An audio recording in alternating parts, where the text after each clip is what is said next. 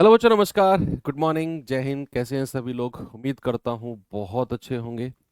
तो time speed distance की class number 4 आज हम लोग करने वाले हैं और मुझे भरोसा है कि अ, जैसे जैसे एग्ज़ाम नज़दीक आ रहा है आप लोग का जो रिवीजन है वो फास्ट स्पीड पकड़ रहा होगा और अपना 100% आप देना खाली हालांकि काफ़ी दिन से शुरू आपने कर दिया होगा, लेकिन अगर अगर कोई 100% से भी ज़्यादा वैल्यू होती होगी तो वो भी आप देने की कोशिश कर रहे होंगे।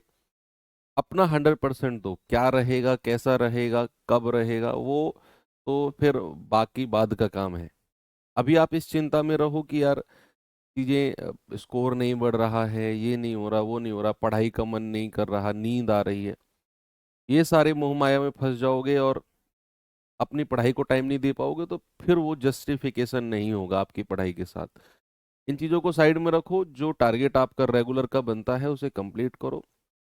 शाम को मस्त सो जाओ, सुबह उठो, फिर रेगुलर का जो पूरे दिन का टारगेट है उसे कंप्लीट करो, शाम को सो जाओ। एग्जाम तक यही चीज़ फॉलो करो। फालतू के नेगेटिव विचार दिमाग में आने ही मत दो। ओके, चलो करते हैं शुरू। समय चाल दूरी की 4th क्लास। इसमें एक होमवर्क दिया था मैंने आपको। कंटिन्यू वही हमारा ट्रेन वाला चैप्टर चल रहा है। चलिए जल्दी से बताएंगे बच्चा। कह रहा है एक 300 मीटर लंबी ट्रेन अपनी लंबाई से 5 गुना लंबा प्लेटफॉर्म को 7 मिनट 40 सेकंड में पार। ये तो सिंपल क्वेश्चन है भाई। कोई भी ट्रेन किसी प्लेटफॉर्म को पार करती है। मान लो ट्रेन की लंबाई सवाल ने दी हुई है 300 मीटर। प्लेटफॉर्म की कितनी हो जाएगी? अपनी लंबाई से 5 गुना, यानी कि 300 का 5 गुना। प्लेटफॉर्म कितना हो जाएगा? प्लेटफॉर्म हो जाएगा 1500 मीटर का। अब सवाल कहता है उसे 7 मिनट 40 सेकंड में पार करती है। भाई इनको सेकंड में ही बदल दो। तो 7 गुणा 60 + 40, तो 7 × 42 और 460 हो गया। समय कितना हो गया? 460 सेकंड। अब डीएसटी का रूल लगा दो। Distance equal to speed into time. दूरी दोनों की जुड़ेगी, 15 और 3 1800। स्पीड हमें निकालनी है और समय 460 सेकंड आ गया। जीरो से जीरो कटा, 2 से जाएगा 23 बार, 2 से जाएगा 90 बार, और स्पीड कितना आ जाएगा? 90/23। अब 23 चौके 92 तो ज्यादा हो जाएगा, तो 23 तिया 69, 21/23। और ये मीटर पर सेकंड में आएगी स्पीड। क्यों? क्योंकि हमने दूरी को भी मीटर में लिया था और समय को भी सेकंड में लिया था, तो स्पीड मीटर पर सेकंड में आएगी। ऑप्शन नंबर बी हमारा सही है। आगे चले, नेक्स्ट क्वेश्चन नंबर टाइप 3 पे आते हैं। ठीक है, अभी तक जो हमने क्वेश्चन पढ़े ट्रेन के बिल्कुल बेसिक क्वेश्चन थे। अब मैं थोड़ा सा आगे चलता हूं ट्रेन के क्वेश्चंस पे, जहां सापेक्ष गति यानी कि रिलेटिव स्पीड काम करती है। चलिए जरा देखते हैं। कॉन्सेप्ट कल ही मैं आपको पढ़ा चुका हूं ट्रेन के सारे। सवाल कहता है दो रेलगाड़ी जिनमें से प्रत्येक 700 मीटर लंबी है। जिनमें से प्रत्येक क्या है? 700 मीटर लंबी है। कह रहे 45 किलोमीटर पर आवर और 55 किलोमीटर पर आवर की गति से विपरीत दिशा, अपोजिट डायरेक्शन में चल रही हैं। एक दूसरे को पार करने में कितना समय लेंगी? मैंने कल ही आपको बताया कोई भी रेलगाड़ी अपोजिट डायरेक्शन में चल रही हैं तो रिलेटिव स्पीड ऐड होगी। सेकेंडली मैंने बोला चाहे रेलगाड़ी सेम डायरेक्शन में चले चाहे विपरीत दिशा में चले, उनकी जो लंबाई है एक दूसरे में ऐड होती है। कब? जब वो एक दूसरे को पार करती है। जब वो एक दूसरे को पार करती है। कह रहा है भैया दो रेलगाड़ी जिनमें से प्रत्येक की लंबाई 700 मीटर है, इतने इतने की रफ्तार से अपोजिट डायरेक्शन में, तो डीएसटी का रूल लगा दो। Distance equal to speed into time. अब दूरी क्या होगी? अब दोनों रेलगाड़ियां प्रत्येक 700 मीटर की है, तो पहली की लंबाई भी 700, दूसरी की भी 700, तो लंबाई क्या हो जाएगी? 700 + 700, है ना। सापेक्ष गति अपोजिट डायरेक्शन में क्या होती है? ऐड होती है। रिलेटिव स्पीड क्या होती है? अपोजिट डायरेक्शन में ऐड।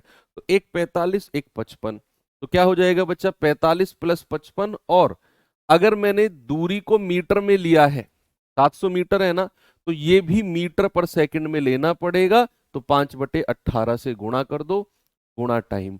अब यहां से जो टाइम आएगा बच्चा वो सेकंड में आएगा। किसमें आएगा? सेकंड में टाइम आएगा। आप कहेंगे कि सर ये आ जाएगा 1400 बराबर 100 गुणा 5/18 गुणा टाइम। 2 जीरो से 2 जीरो गया, ठीक है। 2 जीरो से 2 जीरो गया, कुछ हो सही चल रहा है ना एक दूसरे को पार करने में? कटा कैसे नहीं? 5 से डेसिमल में जाना चाहिए आंसर तो रेलगाड़ी प्रत्येक 700 मीटर की है, 45 और 55 किलोमीटर प्रति घंटे की गति से अपोजिट डायरेक्शन में चल रही हैं, तो पास ईच अदर डेसिमल में आना चाहिए आंसर तो, है ना? हाँ डेसिमल में आ रहा है, तो फिर क्या अप्रोक्सीमेट के आसपास लिया उसने। तो वही तो मैं कह रहा हूँ, पूरा कटा ही नहीं है ये। 18 चौक 72 हासिल के साथ 18 कम 18 7 25, और ये 5 से डिवाइड हो जाएगा बटे टाइम। तो 5 पूरे 25, 0 5 चौको 20, 50.4 सेकंड में एक दूसरे को पार करेंगी। कितना भैया? 50.4 सेकंड। 50.4 सेकंड। ठीक है, इस ऑप्शन डी को सही कर लेना। नहीं, लगभग नहीं लेंगे हम लोग, लगभग नहीं लेंगे, इसको ठीक कर लेना, 50.4 कर लेना। क्वेश्चन रॉन्ग नहीं होते हैं भैया, ऑप्शन भी रॉन्ग हो सकते हैं, क्वेश्चन क्यों रॉन्ग कहते हो आप? 100 किलोमीटर पर आवर की चाल से चल रही 250 मीटर लंबी रेलगाड़ी विपरीत दिशा से 62 किलोमीटर प्रति घंटे की चाल से आ रही दूसरी रेलगाड़ी को 10 सेकंड में पार करती है, दूसरी की लंबाई क्या है? सेम चीज। इस बार क्या हुआ, एक रेलगाड़ी है, एक रेलगाड़ी है ये भैया, ये 250 मीटर लंबी है।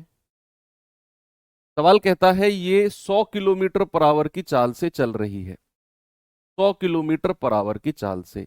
सवाल है अपोजिट डायरेक्शन से कोई दूसरी रेलगाड़ी आ रही है और इसे ये 10 सेकंड में पार करती है एक दूसरे को, तो कह रहा है बताओ दूसरी की लंबाई क्या है। उसको मैंने टी मान लिया, और दूसरे वाले की रफ्तार भी हमें दे रखी है 62 किलोमीटर पर आवर। तो क्या यहां सापेक्ष गति अपोजिट डायरेक्शन वाली लगेगी? हाँ जी सर, टीएसटी का रूल लगा दो, टीएसटी का रूल लगा दो, distance equal to speed into time. दूरी दोनों की जुड़ेगी 250 प्लस टी, स्पीड सापेक्ष गति अपोजिट डायरेक्शन में जुड़ जाती है, और चूंकि हमने दूरी को मीटर में लिया है तो ये भी मीटर पर सेकंड यानी कि 5/18, और समय कितना है 10 सेकंड, समय भी सेकंड में रहेगा। तो कितना आएगा जरा सॉल्व करना, 162 गुणा 5/18 गुणा 10। आप कहेंगे 18 निम्मा 162, 9 पंजे 45 धाम 450, तो 450 में से 250 घटा दो, कितना आ जाएगा 200। टाइम कितना, सॉरी दूसरी ट्रेन की लंबाई कितनी आ जाएगी? 200 मीटर आ जाएगी, ऑप्शन नंबर सी। ठीक है, आगे बढ़े। नेक्स्ट आते हैं क्वेश्चन नंबर 13 के पास। सवाल है दो ट्रेन जिनमें से प्रत्येक की लंबाई 200 मीटर है, प्रत्येक की लंबाई कितनी है? 200 मीटर है। कह रहे विपरीत दिशाओं में चल रही हैं, 10 सेकंड में एक दूसरे को पार करती हैं। एक ट्रेन की चाल 90, तो दूसरे की चाल क्या होगी? सेम पिछले वाला क्वेश्चन है, बिल्कुल एक डेटा गायब कर दिया है और कुछ भी नहीं है। भाई मान लो ये ट्रेन है, ये 200 मीटर लंबाई है, इसकी रफ्तार आपको 90 किलोमीटर पर आवर दे दी। आपसे कह रहा है विपरीत दिशा से दूसरी ट्रेन आ रही है, वो भी 200 मीटर की है ना, प्रत्येक की लंबाई 200 मीटर, और इसकी रफ्तार आपसे उसने पूछ ली है। इसको मान लो, कुछ भी मान लो, इसको टी मान लो, टी किलोमीटर पर आवर, और ये एक दूसरे को 10 सेकंड में पार कर रही है। डीएसटी का रूल लगा दो, distance equal to speed into time, distance equal to speed into time. दूरी बराबर चाल गुणा समय, तो दूरी दोनों की जुड़ेगी 200 और 200 400, अपोजिट डायरेक्शन में सापेक्ष गति क्या होती है, ऐड होती है। और चूंकि हमने लंबाई को मीटर में लिया तो जो इनकी स्पीड है वो भी मीटर पर सेकंड में हो जाएगी। उसके लिए 5/18 से गुणा कर दो और गुणा समय, समय सेकंड में रहेगा।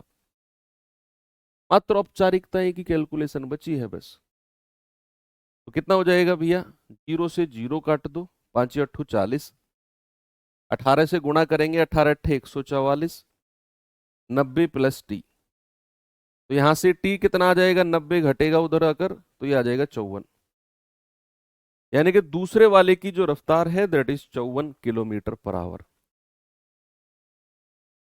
ठीक है, आगे चले नेक्स्ट, अगले सवाल पे आते हैं। कह रहा है समान लंबाई की दो ट्रेन, सेम लेंथ की दो ट्रेन समांतर पटरियों पर समान दिशा, इस बार वो सेम डायरेक्शन में 60 और 42 की रफ्तार से चल रही हैं। तेज वाली ट्रेन धीमी वाली ट्रेन को 40 सेकंड में पार करती है, तो प्रत्येक ट्रेन की लंबाई क्या है। नहीं मीट, हाँ बहुत सारे बच्चे इसमें कंफ्यूज हो सकते हैं कि सर हमने तो 90 प्लस टी को 5/18 से गुणा करके मीटर पर सेकंड में बदल दिया, तो फिर तो ये मीटर पर सेकंड में आना चाहिए। बच्चे वो गलत कॉन्सेप्ट है। दरअसल हमने इनकी सापेक्ष गति को मीटर पर सेकंड में बदला, रिलेटिव स्पीड को। यहां जो टी की वैल्यू निकल के आएगी ना, वो उसी यूनिट में निकल के आएगी जिसमें आप टी को मानकर चले हो। आपने 5/18 से गुणा किया, ओके मैं मानता हूं, लेकिन आपने इन दोनों की रिलेटिव स्पीड सापेक्ष गति को बदला है मीटर पर सेकंड में। इस ब्रैकेट के अंदर जो वैल्यू है ना 90 और टी, ये तो अपने आप में किलोमीटर पर आवर में है। इस ब्रैकेट के बाहर आपने 5/18 से गुणा किया, मतलब इस पूरे ब्रैकेट को आपने बदला है। ब्रैकेट के अंदर आप जैसे ही घुसोगे तो आपको ओरिजिनल यूनिट में चीजें मिलेंगी, यानी कि टी की वैल्यू जो आई है वो किलोमीटर पर आवर में ही होगी।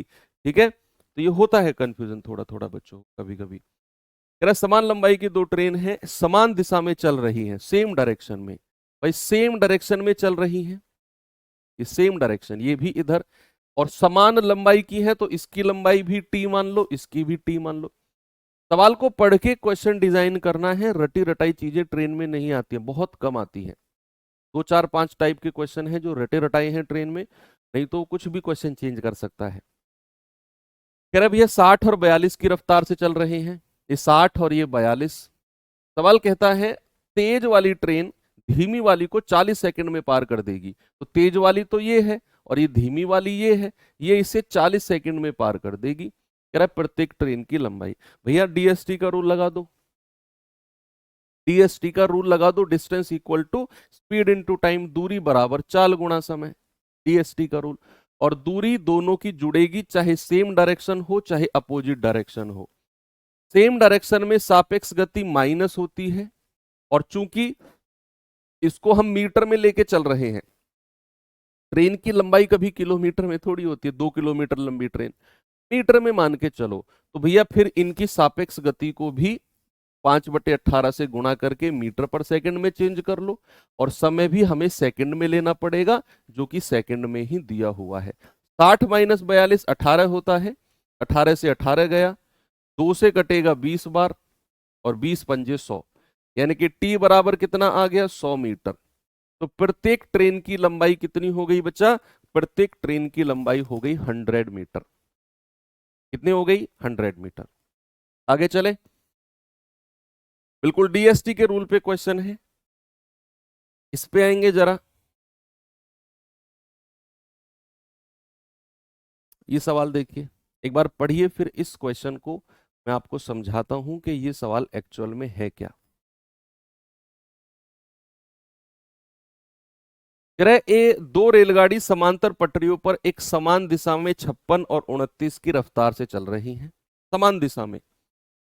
तेज रेलगाड़ी धीमी वाली रेलगाड़ी में बैठे व्यक्ति को पार करने में 10 सेकंड का समय लेती है। ये लाइन को मेरे कहने से 2 से 3 बार पढ़ो, जिसे मैं अंडरलाइन कर रहा हूं, और फिर इसे रफ कर रहा हूं, इसे रफ कर रहा हूं। अब यहां से लेकर और यहां तक पढ़ो 2 से 3 बार। एक व्यक्ति को पार करने में 10 सेकंड का समय लेती है, व्यक्ति को पार करने में, पूरी ट्रेन को पार करने में नहीं, व्यक्ति को। आपने सवाल पढ़ा, अब मैं आपको समझाता हूं सवाल एक्चुअल में है क्या। भाई ऐसा समझो, ये कोई रेलगाड़ी है, एग्जाम्पल के तौर पे समझा रहा हूं मैं। इसकी रफ्तार 10 है और इसमें एक व्यक्ति बैठा हुआ है। आप थोड़ा सा फील करना, रेल ट्रेन में आप में से सभी लोगों ने शायद ट्रेवल किया होगा। अब ये ट्रेन में व्यक्ति बैठा हुआ है, बहुत सारे इसमें डब्बे हैं, इस डब्बे में बैठा हुआ है। अब हुआ क्या, पीछे से एक ट्रेन आई जिसकी रफ्तार है 30 किलोमीटर पर आवर। ये ट्रेन दौड़ रही है 10 की रफ्तार से, ये ट्रेन दौड़ रही है 30 की रफ्तार से। अब ये ट्रेन जब आगे आएगी ना, तो इस व्यक्ति को, मैंने बोला इस व्यक्ति को 10 सेकंड में पार कर देगी। इस व्यक्ति को, जो ट्रेन पीछे से आई है ना, जिसकी रफ्तार 30 है, उसने इस व्यक्ति को 10 सेकंड में पार किया। अगर मैं आपसे कहूं कि इस ट्रेन की लंबाई बताओ, तो क्या आप बता सकते हो? जो ट्रेन पीछे से आई, क्या उस ट्रेन की लंबाई आप बता सकते हो जिस ट्रेन ने 10 सेकंड में उस व्यक्ति को पार किया? हाँ जी सर। दरअसल ये सवाल कुछ ऐसा है कि ये वही क्वेश्चन है कि ये व्यक्ति को अगर ये वाली ट्रेन पार कर रही है, तो ये ट्रेन अपनी लंबाई को पार कर रही है। यहां ये जो 10 सेकंड आपको दिए हुए हैं ना, ये इस व्यक्ति को पार करने का समय है। तो ये ट्रेन अगर 10 सेकंड में इस व्यक्ति को पार कर रही है, तो ये ट्रेन अपनी खुद की लंबाई को पार कर रही है। इस ट्रेन की लंबाई हम निकाल सकते हैं। अब मेरा सेकंड आपसे क्वेश्चन है, क्या इस ट्रेन की लंबाई आप कभी निकाल सकते हो? जिस ट्रेन में व्यक्ति बैठा हुआ है, क्या उस ट्रेन की लंबाई कभी निकाली जा सकती है? नहीं निकाली जा सकती। पता है क्यों? क्योंकि यहां ये 10 सेकंड जो है ना, ये व्यक्ति को पार करने का समय। इस पीछे से जो सुपर फास्ट ट्रेन आ रही है ना, इसने व्यक्ति को 10 सेकंड में पार किया। इस पूरी ट्रेन को कितने सेकंड में पार किया, वो समय नहीं दिया हुआ। पीछे से आने वाली ट्रेन ने इस पूरी ट्रेन को कितने समय में पार किया, वो समय है ही नहीं हमारे पास। तो फिर हमें क्या पता कि भैया कितने समय में ट्रेन को पार किया होगा? तो जिस ट्रेन में व्यक्ति बैठा हो, उसकी लंबाई हम नहीं निकाल सकते हैं, जब तक कि उस ट्रेन को पार करने का समय नहीं दिया गया हो। क्योंकि हमें वो व्यक्ति को पार करने का समय दे रहा है 10 सेकंड, तो इस ट्रेन की लंबाई नहीं निकलेगी। ये सवाल पता है एक्चुअल में बन कैसा गया? ये सवाल कुछ ऐसा डिजाइन हो गया कि ये व्यक्ति को पार करने का 10 सेकंड है ना, ऐसे सोचो इस सवाल को कि एक व्यक्ति है जो 10 की रफ्तार से दौड़ रहा है, पीछे से ट्रेन आई जिसकी रफ्तार 30 है, ये इस व्यक्ति को 10 सेकंड में पार कर रही है, इस व्यक्ति को। तो ये वाला क्वेश्चन और ये वाला कॉन्सेप्ट दोनों सेम है कि ये ट्रेन 10 सेकंड में व्यक्ति को पार कर रही है, जो व्यक्ति 10 की रफ्तार से दौड़ रहा है। तो यहां पर जिस ट्रेन में वो बैठा है उसका कोई रोल नहीं है। ओके, तो चलिए सवाल पे चलते हैं। सवाल है, दो रेलगाड़ी 56 और 29 की रफ्तार से चल रही हैं सेम डायरेक्शन में। धीमी वाली रेलगाड़ी में बैठे व्यक्ति को पार करने में 10 सेकंड का समय लेती है, तो तेज वाली रेलगाड़ी की लंबाई। और आपसे उस ट्रेन की लंबाई पूछेगा ही नहीं जिसमें व्यक्ति बैठा होगा, क्योंकि वो उसका समय ही नहीं देगा आपको, वो समय देगा व्यक्ति को पार करने का। तो आप सीधा डीएसटी का रूल जब लगाओगे ना, तो आप तेज रफ्तार वाली ट्रेन की लंबाई ही निकालोगे, उसकी लंबाई को डी मान लो, और सापेक्ष गति क्या हो जाएगी? 56 माइनस 29, 56 माइनस 29, और इसको 5/18 से गुणा कर दो मीटर पर सेकंड के लिए, और समय भी सेकंड में दिया हुआ है 10 सेकंड। तो 16 में से 9 गया 7, 4 में से 2 गए 2, गुणा 5/18 गुणा 10, तो 9 दूनी 18, 9 तिया 27, 2 पंजे 10, 5 पूरे 25 तिया 75। यानी कि तेज रफ्तार वाली ट्रेन की जो लंबाई है बच्चा, वो 75 मीटर की है, 75 मीटर की। तो जी व्यक्ति भी तो दौड़ रहा है, उसकी स्पीड, हाँ व्यक्ति ट्रेन में बैठा है और जिस ट्रेन में बैठा है वो ट्रेन दौड़ रही है। तो जो जिस ट्रेन में व्यक्ति बैठा है उस ट्रेन की जो स्पीड है उसको हमने व्यक्ति की स्पीड मानकर सापेक्ष गति लगा दी। सापेक्ष गति लगाई तो मैंने, 56 तो पीछे वाली ट्रेन की रफ्तार, 29 उस ट्रेन की रफ्तार जिसमें व्यक्ति बैठा है, तभी तो सापेक्ष रिलेटिव स्पीड लगाई।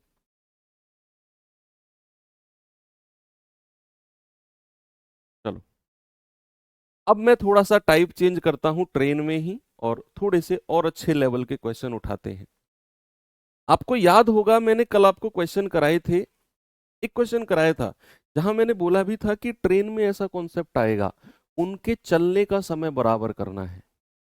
शायद मैंने कल कराया था एक सवाल आपको कि उनके चलने का समय, और मैंने उस कॉन्सेप्ट को आपको डिफाइन भी किया था, याद है ना कल? तो उस पे ही एक दो क्वेश्चन आज मिलेंगे आपको।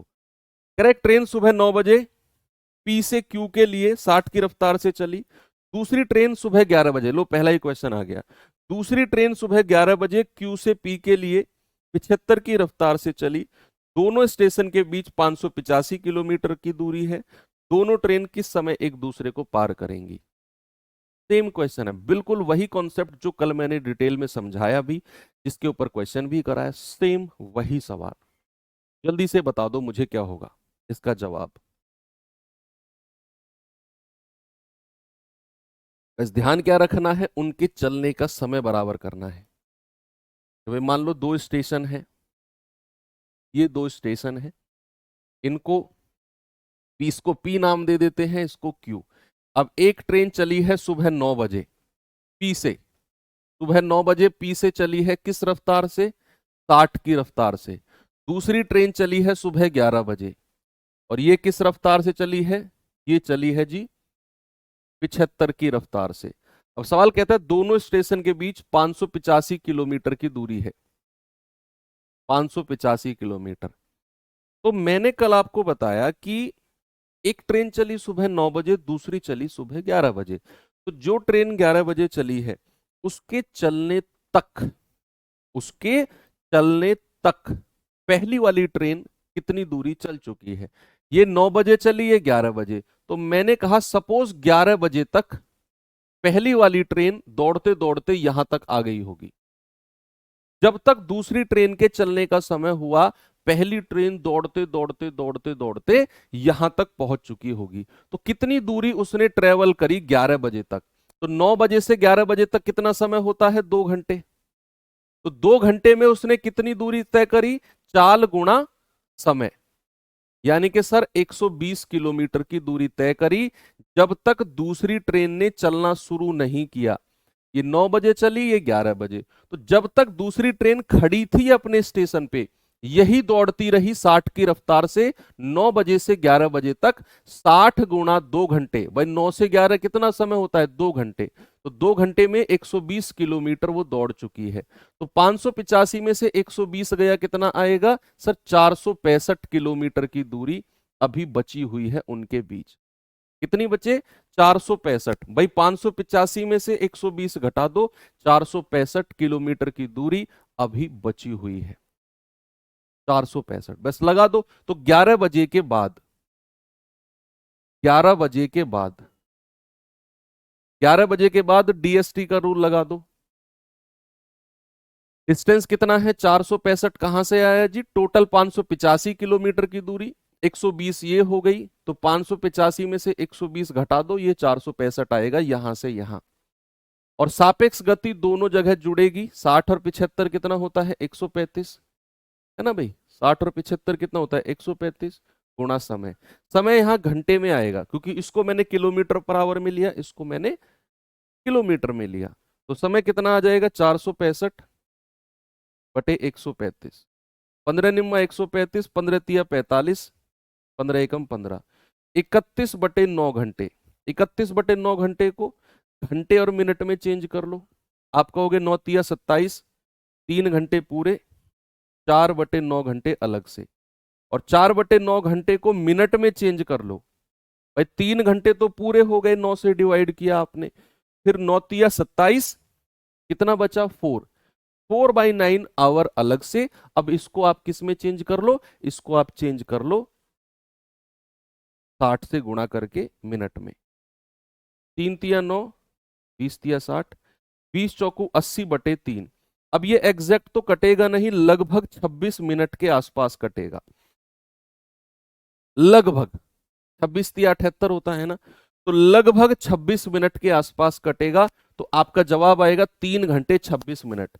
यानी कि 11 बजे के बाद, 11 बजे के बाद 3 घंटे 26 मिनट, 3 घंटे 26 मिनट इसमें आप जोड़ दोगे तो 2:26 पर ये लगभग आपस में मिल जाएंगी, लगभग 2:26 पर ये आपस में मिल जाएंगी। 120 कहां से आया? अरे भाई ये ट्रेन 9 बजे चली है, मैंने कहा 11 बजे तक, 9 बजे से 11 बजे तक कितना समय होता है? 2 घंटे ही तो होता है। तो 2 घंटे में इसने कितनी दूरी तय करी होगी? चाल गुणा समय कर दो, चाल कितनी है? 60, समय कितना है? 2 घंटे, तो 60 दूनी 120 किलोमीटर। अच्छा क्वेश्चन है ये। चलिए नेक्स्ट आते हैं। कह रहा जयपुर से दिल्ली के लिए 2 रेलगाड़ी प्रातः 8:30 और 9 बजे रवाना होती हैं। इनकी रफ्तार क्रमशः 60 और 75 है। जयपुर से कितने किलोमीटर दूर वो दोनों एक दूसरे से मिलेंगी? जयपुर से एक 8:30 चली, एक चली 9 बजे, तो जयपुर से कितनी दूर वो मिली है? और दोनों एक दिशा में दौड़ रही हैं, समान दिशा में। कह रहे हैं ना जयपुर से दिल्ली की तरफ 2 ट्रेन चली हैं, ऐसे नहीं है दूसरी दिल्ली से जयपुर आ रही है, दोनों ही जयपुर से दिल्ली चली हैं। जैसे मैंने आपसे बोला कि ये जयपुर है और ये दिल्ली है। एक ट्रेन चली है सुबह 8:30 और एक ट्रेन चली है सुबह 9 बजे। 8:30 वाली की रफ्तार है 60 और 9:30 वाली की रफ्तार है 75। अब सवाल कहता है जयपुर से कितनी दूर वो चली। अब बड़े गौर से आप सुनना, पेन को साइड में रख दो, जरा गौर से सुनना। एक ट्रेन जो 8:30 चली, एक ट्रेन जो 9 बजे चली, क्या जब तक दूसरी ट्रेन चली होगी 9 बजे वाली, 8:30 वाली ट्रेन कितनी दूरी यहां से जा चुकी होगी? 8:30 वाली कितनी डिस्टेंस चल चुकी होगी जब तक दूसरी ट्रेन ने चलना शुरू किया? तो आप कहेंगे सर साढ़े, भाई आप बड़ा प्रैक्टिकल सोचो ना, आप स्टेशन पे गए, आपको ट्रेन पकड़नी है, आपकी ट्रेन 8:30 है और अगर वो छूट गई तो दूसरी ट्रेन 9 बजे आएगी। अब अकस्मात आपकी ट्रेन छूट गई आपसे 8:30 वाली, तो आपको आधा घंटा बैठना पड़ेगा जब तक दूसरी ट्रेन 9 बजे। ऐसा थोड़ी है कि आपकी ट्रेन छूट गई तो रेलवे डिपार्टमेंट ने तुरंत दूसरी ट्रेन लगा दी, भाई इसकी ट्रेन छूट गई बैठा के भेजो इसको। आपको वेट करना पड़ेगा 9 बजे तक। यानी कि 8:30 या तो आप टाइम से आते हो 8:30 वाली में निकल जाते, अब 8:30 वाली आपसे छूटी तो 9 बजे तक वेट करना है, यानी कि आपको आधा घंटा बैठना पड़ेगा स्टेशन पे। और क्या उस आधे घंटे में जो ट्रेन 8:30 चली थी वो दौड़ती रही होगी? तो 8:30 से 9 बजे तक उसने कितनी दूरी तय कर ली होगी जब तक आपकी ट्रेन जो 9 बजे वाली है उसने चलना शुरू किया? तो 8:30 से 9 बजे तक कितना समय होता है? आधा घंटा। कितना समय होता है बच्चा? आधा घंटा। तो इस आधे घंटे में इस वाली ट्रेन ने कितनी दूरी तय करी है? तो आप कहेंगे 60 गुणा आधा, यानी कि सर 30 किलोमीटर की दूरी। तो जब तक 9 बजे होंगे, जब तक ये ट्रेन ने चलना शुरू किया होगा, तब तक ये 30 किलोमीटर की दूरी तय कर चुकी होगी। ये रफ्तार जो 60 की रफ्तार से दौड़ रही है, ये 8:30 से 9 बजे तक 30 किलोमीटर दौड़ चुकी होगी। यानी कि जब 9 बजे, जब 9 बजे है, 9 बजे टाइम शुरू हुआ, जब 9 बजे का टाइम शुरू हुआ, 9 बजे के बाद अब उनके बीच की दूरी कितनी है? अब उनके बीच की दूरी 30 किलोमीटर है। तो डीएसटी का रूल लगा दो, सेम डायरेक्शन में कितनी है उनके बीच की दूरी? 30 किलोमीटर। सेम डायरेक्शन में सापेक्ष गति घटेगी 75 - 60, 15 गुणा टाइम। तो कितने समय में ये ट्रेन पकड़ लेगी इसको? सर 15 दूनी 30, 2 घंटे में पकड़ लेगी। 2 घंटे में ये जो ट्रेन यहां से चली है उसे पकड़ लेगी। और सवाल क्या बोलता है? सवाल बोलता है जयपुर से कितनी दूरी पर पकड़ेगी। जयपुर से कितनी दूरी तक, जयपुर से कितनी दूरी, अगर आपसे कहेगा जयपुर से दूरी, जयपुर से दूरी, तो जयपुर से कौन सी ट्रेन ने चलना शुरू किया है 9 बजे, 9 बजे तो सर इसने चलना शुरू किया, तो डिस्टेंस इक्वल टू स्पीड है 75 और 2 घंटे में पकड़ लेगी, तो सर जयपुर से 150 किलोमीटर की दूरी पर पकड़ लेगी। जयपुर से 150 किलोमीटर। सबसे पहले आपने क्या निकाला कि 8:30 बजे से 9 बजे तक एक ट्रेन आधा घंटा चली है, आधे घंटे में उसने 30 किलोमीटर का गैप बना दिया। जब ट्रेन 9 बजे वाली अपनी स्थान से चली तब उनके बीच 30 किलोमीटर की दूरी थी।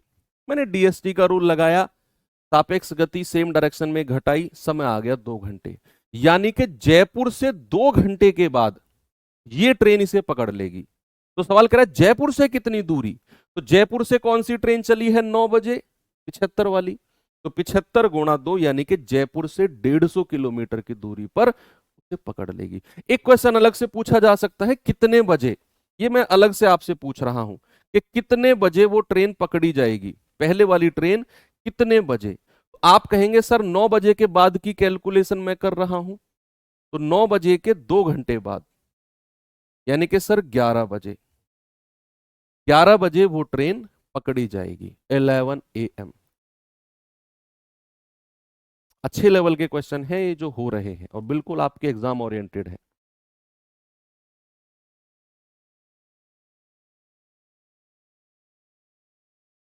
चलो आगे चलते हैं, ये सवाल करिए जरा।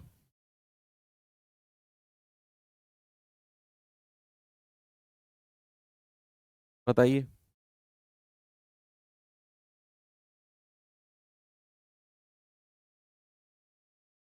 कह रहा है कि एक रेलगाड़ी 7 बजे ए से बी की ओर 50 किलोमीटर प्रति घंटे, 7 बजे। दूसरी रेलगाड़ी बी से ए की ओर सुबह 8 बजे चली है 60 की रफ्तार से। कह रहा दोनों के बीच कहीं स्थान सी पर 10 बजे वो मिली है, तो ए से सी और बी से सी की दूरी, ये तो सिंपल क्वेश्चन है, ये तो इसमें कोई टाइम बराबर नहीं करना आपको। क्यों नहीं करना मैं आपको समझाता हूं। ये भैया मैंने लाइन खींच दी, ये पॉइंट ए मान लिया, ये पॉइंट बी मान लिया। सवाल कहता है एक ट्रेन सुबह 7 बजे चली है 50 की रफ्तार से। देखो ये ट्रेन चली है सुबह 7 बजे और कितनी रफ्तार से, 50 की रफ्तार से। अब कह रहा दूसरी ट्रेन सुबह 8 बजे चली है 60 की रफ्तार से और वो चली है बी से ए, अपोजिट डायरेक्शन में। इस डायरेक्शन में सुबह 8 बजे चली है और किस रफ्तार से चली है, ये चली है 60 की रफ्तार से। यही सवाल है। कह रहा है दोनों कहीं बीच स्थान पर, कहीं बीच, ऐसा नहीं बिल्कुल बीचों बीच, कहीं बीच स्थान पर सुबह 10 बजे मिली। मान लो मैंने कहा कि वो कहीं यहां पर मिली है और ये पॉइंट है सी और ये 10 बज गए, 10 बजे दोनों आपस में मिली है। कह रहा है बताओ ए से सी और बी से सी की दूरी का रेशो। इसमें कोई टाइम बराबर नहीं करना। आप ऐसा सोचो, ये ट्रेन सुबह 7 बजे चली और 10 बजे यहां पहुंच गई, तो कितने घंटे इसने ट्रेवल किया होगा। 7 बजे से 10 बजे तक इसने तो 3 घंटे ट्रेवल किया होगा। ये ट्रेन सुबह 8 बजे चली और 10 बजे यहां पहुंच गई, इसने तो 2 ही घंटे ट्रेवल किया होगा। एक ट्रेन ने 3 घंटे ट्रेवल किया, एक ट्रेन ने केवल 2 घंटे ट्रेवल किया। एक की रफ्तार 50, एक की रफ्तार 60, तो क्या दूरी नहीं निकाल सकते आप। दूरी बराबर क्या होता है, चाल गुणा समय। क्या होता है बच्चा, यहां से यहां तक की दूरी, ए से सी तक की दूरी अगर मैं आपसे पूछूंगा तो आप कहोगे चाल गुणा समय 50 गुणा 3, और अगर मैं बी से सी तक की दूरी आपसे पूछूंगा तो आप कहेंगे चाल गुणा समय 60 गुणा 2। तो क्या रेशो आ जाएगा, 150 और 120। 3 चौकू 12, 3 पंजू 15, कितना आ गया, 5-4 का रेशो है, 5-4।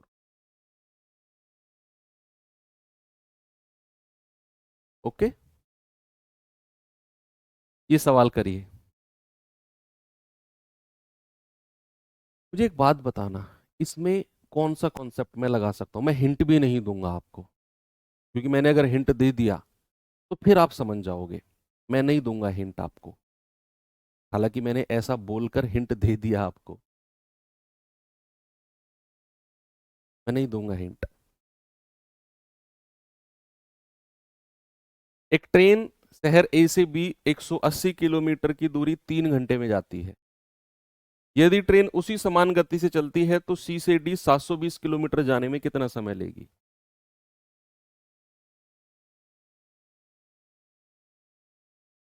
बोलो। Yes, Hariom Yadav, very good, सबसे पहले आपका जवाब आया। अब तो आ गया, अब तो बहुत सारे बच्चों का आ गया, सबसे पहले हरिओम का जवाब आया।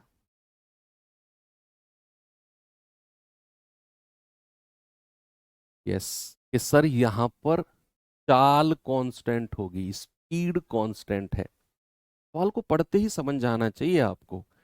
ए से बी 180 किलोमीटर जाने में 3 घंटे लगते हैं। कह रहा है अगर उसी समान गति से चलती रहे, सेम स्पीड से अगर वो चलती रहे, तो सी से डी 720 किलोमीटर जाने में कितना समय लगेगा? स्पीड चेंज ना करे तो स्पीड हमारी क्या हो गई? स्पीड हमारी कांस्टेंट हो गई। बच्चे अगर स्पीड कांस्टेंट है, दुनिया जानती है जो रेशियो डिस्टेंस का होगा, दूरी का जो रेशियो होगा, वही रेशियो वही रेशियो किसका हो जाएगा? सेम रेशियो टाइम का हो जाएगा, पलटेगा नहीं। रेशियो पलटता किस केस में है? जब दूरी समान होती है। तो जो रेशियो चाल का होगा, समय का रेशियो पलट जाएगा। बाकी जो बचे हुए दो रेशियो हैं, चाहे टाइम कांस्टेंट चाहे स्पीड कांस्टेंट, रेशियो सेम रहते हैं, रेशियो पलटते नहीं है। तो यहां समय पहला कितना लग रहा था? 3 घंटे। तो एक यूनिट की वैल्यू 3 घंटे, बाद में कितना लगेगा? 4 × 3, यानी कि 12 घंटे। तो 720 किलोमीटर जाने में कितना टाइम लगेगा बच्चा? 12 घंटे। ठीक है,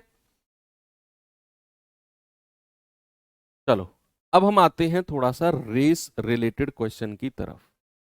रेस से संबंधित प्रश्न।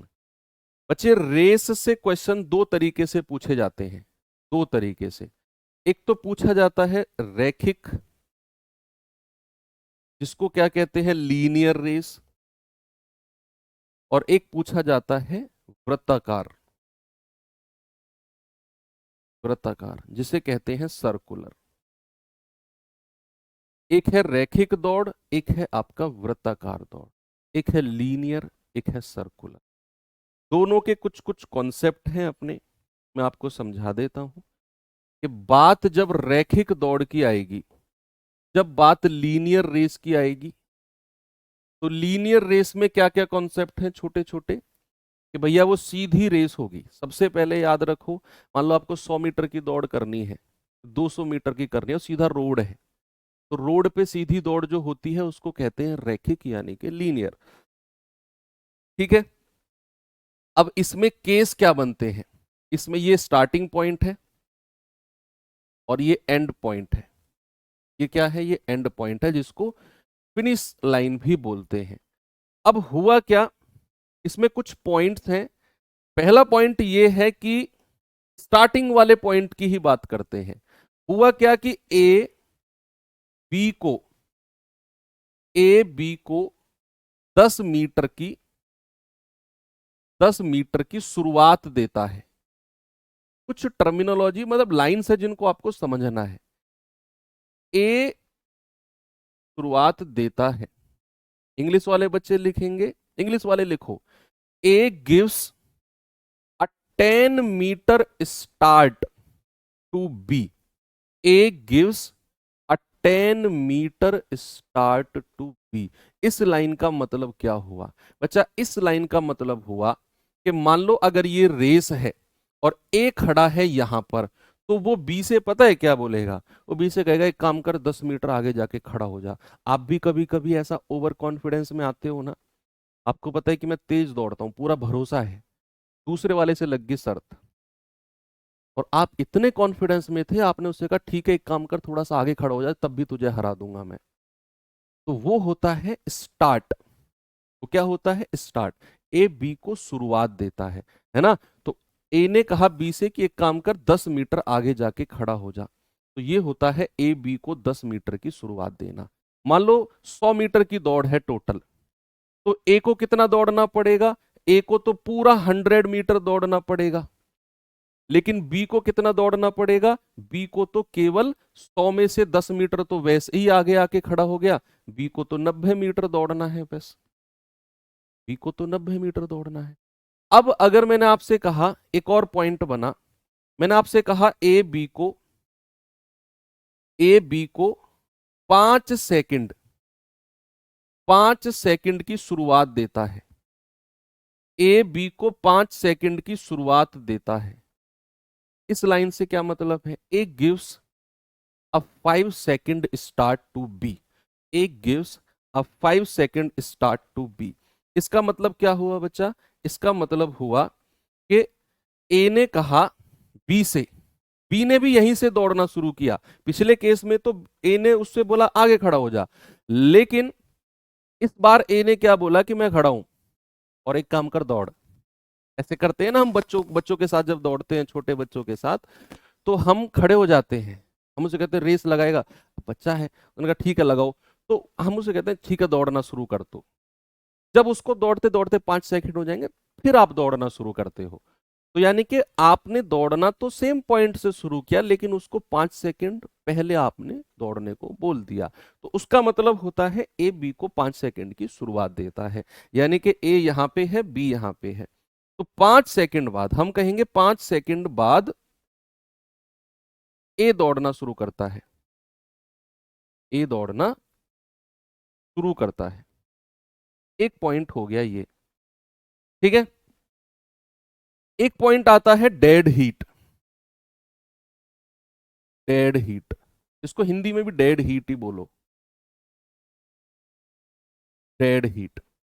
डेड हीट क्या होता है, आपने बड़ा देखो, आप सभी लोग धावक हो, सभी लोग दौड़ने वाले बच्चे हो, कोई आर्मी की तैयारी करता होगा अब से पहले, किसी ने जीडी की ही तैयारी की होगी, या किसी ने और किसी की भी तैयारी की होगी, तो ये वर्ड सबने सुना होगा, डेड हीट।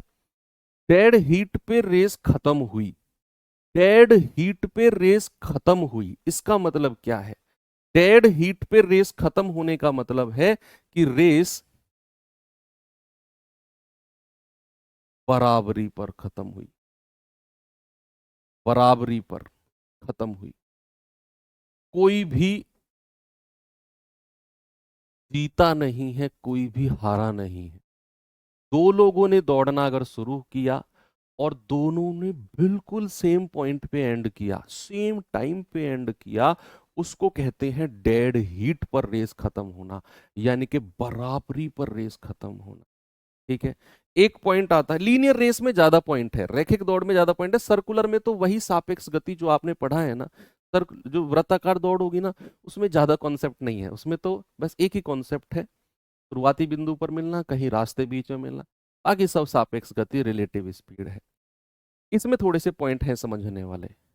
अब एक पॉइंट और बन के आया, देखो ये तो हो गए शुरू वाले पॉइंट कि शुरुआत देता है।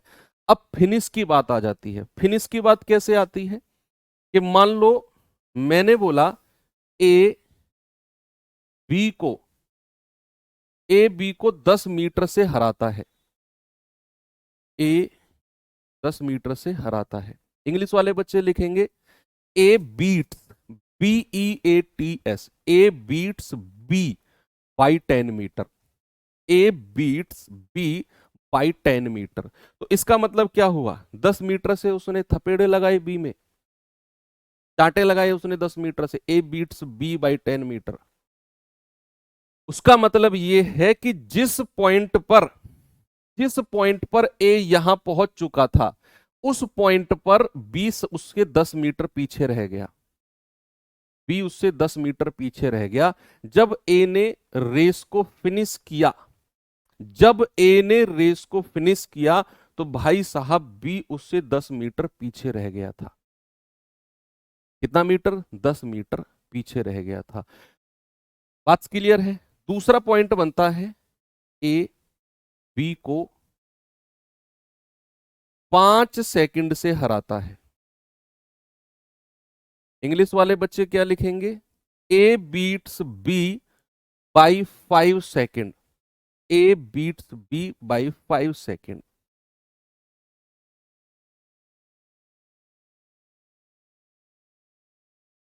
ए बीट्स बी बाई 5 सेकेंड। इसका मतलब क्या हुआ? इसका मतलब हुआ कि जब जब ए फिनिश लाइन पर पहुंचा तो बी उसके इतने पीछे था कि उसको फिनिश लाइन पर पहुंचने में, बी को फिनिश लाइन पर पहुंचने में 5 सेकंड लगेंगे। अगर वो कहेगा A beats B by 5 second या ए बी को 5 सेकंड से हराता है, इसका मतलब है जब ए फिनिश लाइन पर पहुंच गया तो बी उससे उतने पीछे था कि भैया उसको 5 सेकंड और लगेंगे उस तक पहुंचने, फिनिश लाइन तक पहुंचने। इन दोनों स्टेटमेंट का कंबाइंड कहता हूं मैं अब। ए बी को 10 मीटर या 5 सेकंड से हराता है। ये बड़ा पॉपुलर है, ये स्टेटमेंट बड़ा पॉपुलर है कि ए बी को 10 मीटर या फिर 5 सेकंड से हराता है। इसका मतलब क्या हुआ? ए बी को 10 मीटर या फिर 5 सेकंड से, इसका मतलब ये हुआ कि जब ए फिनिश लाइन तक पहुंचा, जब ए फिनिश लाइन तक पहुंचा तो बी उससे 10 मीटर पीछे था, और बी उससे 10 मीटर पीछे था, और बी को इस पॉइंट से फिनिश तक जाने में 5 सेकंड और लगेंगे। यह है इस लाइन का मतलब कि ए बी को 10 मीटर या 5 सेकंड से हराता है। इसका मतलब है जब ए फिनिश लाइन तक पहुंचा तो बी 10 मीटर पीछे रह गया, और जब बी 10 मीटर पीछे था तो बी को वहां से एंड पॉइंट तक जाने में 5 सेकंड और लगेंगे। क्या मैं इस बात को बोल सकता हूं कि बी को 10 मीटर जाने में 5 सेकंड लगेंगे? जरा बुद्धि पे जोर डाल के बताओ, क्या मैं ये बोल सकता हूं कि ये वाला जो बी बंदा पीछे रह गया, इसको 10 मीटर की दूरी तय करने में 5 सेकंड लगेंगे? तो क्या यहां से बी की रफ्तार में निकाल सकता हूं? क्या इस क्वेश्चन से जिसमें ये दे रखा हो 10 मीटर या 5 सेकंड, इतने मीटर या उतने सेकंड, तो वहां से जो बंदा पीछे रह गया उसकी स्पीड बड़े आराम से आप निकाल सकते हो, दूरी बटे समय, 2 मीटर पर सेकंड, बड़े आराम से निकाल सकते हो। ठीक है, तो ये कुछ पॉइंट्स हैं बच्चे जो लीनियर रेस में आते हैं।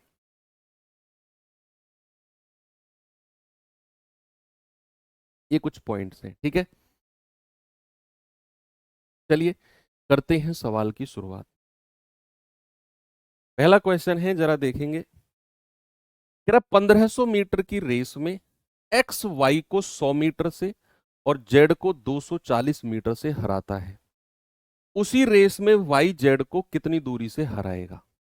दरअसल ये क्वेश्चन आप देखो, इन्हें हम रेशियो मेथड से करेंगे। इन्हें हम किससे करेंगे? रेशियो मेथड से। उसने बोला है 1500 मीटर की टोटल दौड़ है, एक्स वाई को 100 मीटर से हराता है, तो एक्स और वाई की दूरी का रेशियो लेंगे। कह रहे जेड, जो यही एक्स है, यही एक्स जेड को 240 मीटर से हराएगा, तो कह रहा है बताओ वाई जेड को कितने मीटर से हराएगा। एक बड़ा कंफ्यूजन बच्चों में रहता है, बहुत बड़ा कंफ्यूजन। बच्चा कहेगा कि सर एक्स वाई को 100 मीटर से हराएगा और वही एक्स जेड को 240 मीटर से हराएगा, तो वाई और जेड का पूछा है तो 240 और 100 का डिफरेंस ले लो, 140 आ जाएगा। सर ये गलत है, ये बिल्कुल गलत है। अगर आप ऐसा कर रहे हो तो क्यों गलत है मैं आपको समझाता हूं। देखिए जरा, ये 1500 मीटर की दौड़ है, ये 1500 मीटर की दौड़ है बच्चा।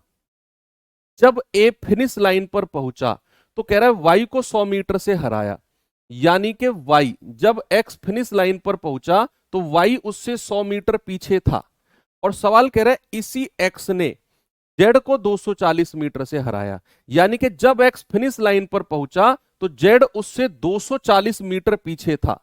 यहां से यहां का गैप 240 मीटर है। आप लोग क्या कह रहे हो? आप लोग ये कह रहे हो कि वाई जेड को कितनी दूरी से हराएगा।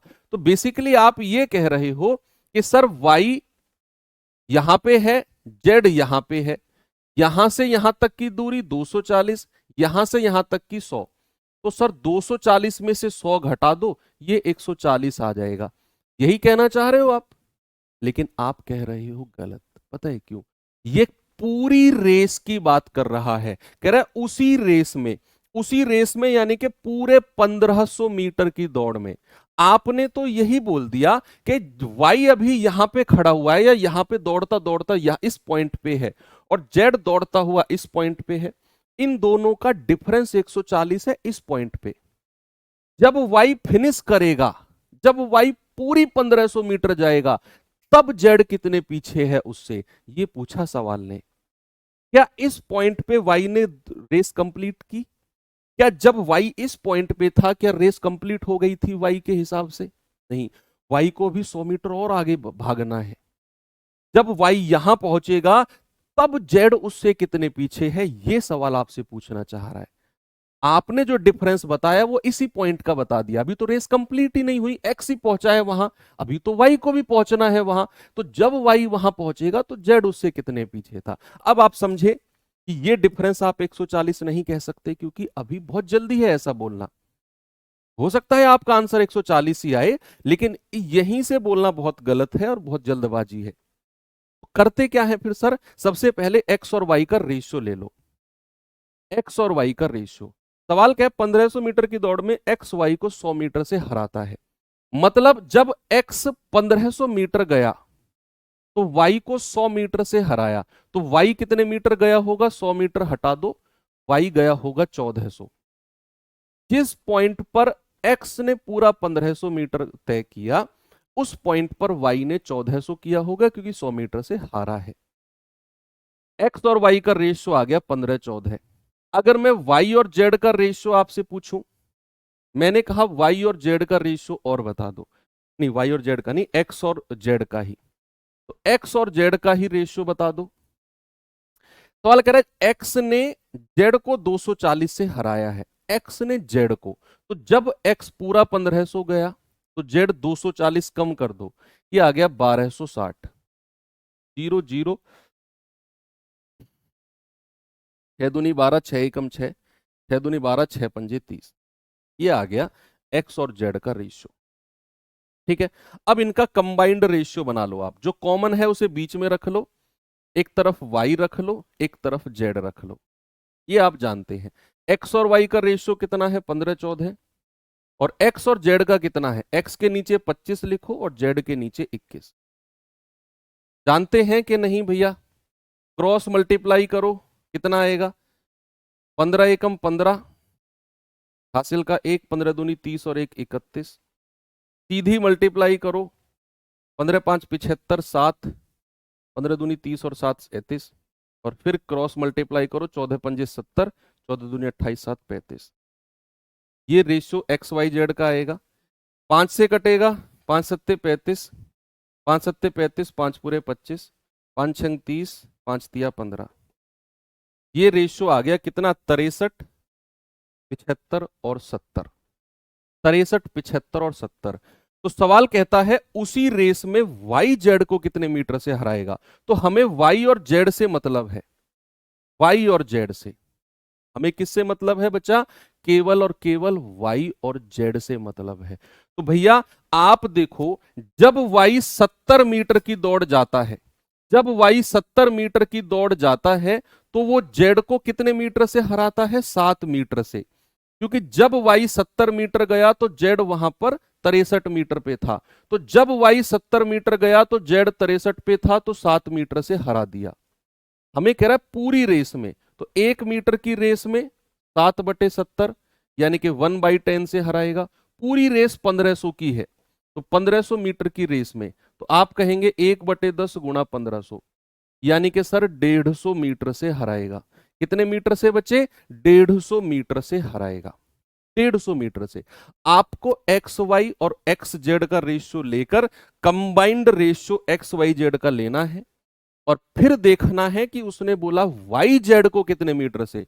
तो इस रेशियो में वाई जब 70 मीटर है तो जेड 63 है, यानी कि जब वाई 70 मीटर गया तो उसने जेड को 7 मीटर से हरा दिया। तो 1 मीटर में 1/10 से हराएगा, तो पूरे 1500 मीटर में 150 मीटर से हराएगा, पूरे 1500 मीटर में। तो वो जल्दबाजी थी जो आप 140 कह रहे थे। चलिए एक क्वेश्चन और होगा मेरे पास, इस पे आएंगे जरा। नहीं, कहाँ गया क्वेश्चन, था यही है क्या?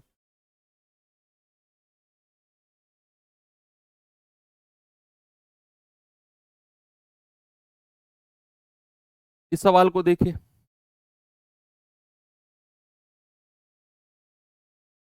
सवाल है 1547 मीटर की दौड़ में अर्जुन 78 सेकंड में अंतिम बिंदु तक पहुंचता है, और जबकि कर्ण 91 सेकंड में अंतिम बिंदु तक पहुंचता है। तो अर्जुन ने कर्ण को कितनी दूरी से हराया? पहले ये बताओ, इस रेस में हारा कौन है? इस पूरी रेस में हारा कौन है? आप कहेंगे सर इस पूरी रेस में अर्जुन नहीं कर्ण हारा है। कौन हारा है? कर्ण। क्योंकि भैया ये रेस थी, और ये कितनी 1547 मीटर की रेस है, और यहां पर अर्जुन पहुंच गया है 78 सेकंड में, और कर्ण अभी पीछे है। कर्ण पीछे है क्योंकि वो लास्ट पॉइंट पे 91 सेकंड में पहुंचा है। आप मुझे बताओ, अर्जुन ने कर्ण को कितने सेकंड से हराया? अर्जुन 78 सेकंड में पहुंचा है, कर्ण पहुंचा है 91 सेकंड। तो क्या मैं ये कह सकता हूं बच्चा कि अर्जुन ने कर्ण को 13 सेकंड से हराया? अर्जुन ने कर्ण को 13 सेकंड से हराया। क्या मैं ये बोल सकता हूं कि जिस पॉइंट पर अर्जुन अपने फिनिश लाइन पर पहुंच चुका था, कर्ण उससे पीछे रह गया? कर्ण उससे पीछे रह गया। जिस पॉइंट पर अर्जुन अपने एंड पॉइंट पर पहुंचा, कर्ण उससे पीछे था। और कितने सेकंड पीछे था? सर उस कर्ण को अभी और वहां पहुंचने में 13 सेकंड और लगेंगे।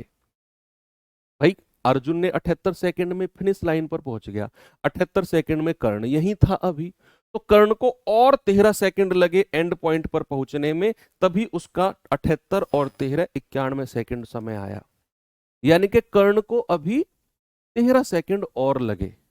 अब आपसे कह रहा है अर्जुन कर्ण को कितनी दूरी से हराएगा, यानी कि ये डिस्टेंस आपको पता करनी है कि भैया ये दूरी कितनी है। अब इसे पता करने के लिए क्या मैं कर्ण की रफ्तार पता कर लूं? कर्ण की चाल कितनी है? अगर मुझे कर्ण की चाल पता चल गई, समय हमें मिल गया 13 सेकंड, तो गुणा कर देंगे, हमें पता चल जाएगा कि ये दूरी कितनी है। मिला आइडिया थोड़ा सा? हमें कर्ण की रफ्तार पता करनी है। हमें पता है कर्ण का समय 91 सेकंड है, और दूरी है 1547। तो कर्ण की स्पीड कितनी आ जाएगी? दूरी 1547 बटे कर्ण का समय 91, 91 सॉरी, 13 सत्ते 91, 13 एकम 13, 13 एकम 13, 13 निम्मा 117, ये आएगा 17। यानी कि 17 मीटर पर सेकंड कर्ण की स्पीड आ गई। कर्ण की स्पीड कितनी आ गई बच्चे? 17 मीटर पर सेकंड। मतलब इस पॉइंट से यहां जाने के लिए कर्ण को 13 सेकंड और चाहिए, और कर्ण की रफ्तार है 17 मीटर पर सेकंड। तो ये दूरी कितनी आ जाएगी? सपोज मैंने इसको डी माना, तो आप कहेंगे स्पीड इनटू टाइम, और कर्ण की स्पीड है 17, कर्ण को 13 सेकंड और लगेंगे। 17 तिया 51, 17 एकम 17 और 5 22। यानी कि यहां से यहां तक की दूरी कितनी है बच्चा? 221 मीटर की दूरी है। कितनी है? 221 मीटर की दूरी। बात क्लियर है? बताइए।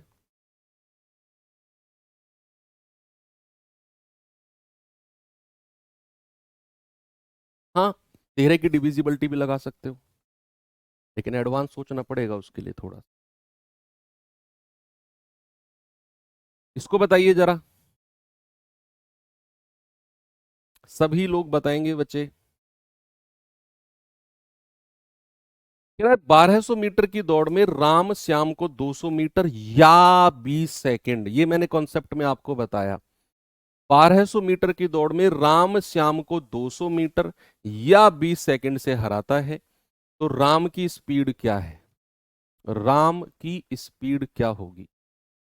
अगेन हम ये डिजाइन करेंगे क्वेश्चन कि भैया राम जब एंड पॉइंट पर था, टोटल 1200 मीटर की दौड़ है, तो श्याम उससे पीछे रह गया, और कितने मीटर पीछे रह गया? 200 मीटर पीछे रह गया सर। उसने बोला ना 200 मीटर या 20 सेकंड, यानी कि श्याम को यहां से यहां जाने में अभी 20 सेकंड और लगेंगे। जो लोगों को ये लगता है टाइम हो गया, प्लीज आप क्लास छोड़कर जा सकते हैं, क्योंकि आपका समय 1 घंटा ही है पढ़ने का। मेरा अभी आधे घंटे और पढ़ाने का मन है, तो प्लीज अभी सुन लो। जो लोग ये टाइप भी कर रहे होंगे ना, या करेंगे कि टाइम हो गया, प्लीज आप छोड़कर चले जाइए क्लास, मैं 10:30 बजे तक पढ़ाऊंगा। ओके, मत करना टाइप आप, क्योंकि आपके टाइप करने से भी मैं नहीं रुकूंगा। चलिए, मैंने क्या बोला कि शाम को 200 मीटर या 20 सेकंड से हराता है। तो शाम को अभी 200 मीटर और जाना पड़ेगा और उस 200 मीटर को जाने में 20 सेकंड लगेंगे। तो क्या आप शाम की रफ्तार बता सकते हो? क्या आप शाम की, भाई इस शाम को, क्या इस शाम की रफ्तार बता सकते हैं? सर दूरी बटे टाइम। तो शाम की दूरी कितनी है? 200 मीटर जाने में उसको 20 सेकंड और लगते हैं सर, 10 मीटर पर सेकंड। ये शाम की रफ्तार आ गई, ये शाम की रफ्तार आ गई बच्चे। अब राम के बारे में बात करते हैं, राम के बारे में। या फिर मैं एक कांस्टेंट रिलेशन आपको बताऊं जरा, आप मुझे बताना जरा कि जिस पॉइंट पर राम एंड पर पहुंच गया, जिस पॉइंट पर, जिस पॉइंट पर राम ने पूरी 1200 मीटर की दौड़ कंप्लीट की, उस पॉइंट पर श्याम कितनी दूरी तय कर चुका था?